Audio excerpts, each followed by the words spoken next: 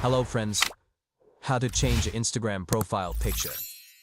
First of all, open the Instagram app. Stay logged into Instagram with your account. Next, tap the bottom right corner to access your profile.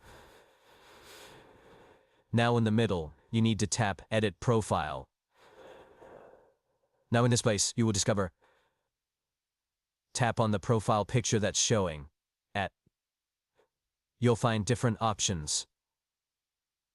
Select from Gallery, Import from WhatsApp, Import from Facebook, Take a photo, or remove current picture. You can select any of these if you want to upload from the gallery, if you want to import from WhatsApp, Facebook, or click the photo, or remove the profile picture. You can do whatever you want.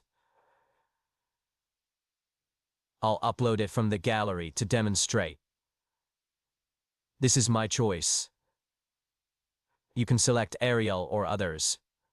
And that's how to change your profile picture. That's how to change your Instagram profile picture.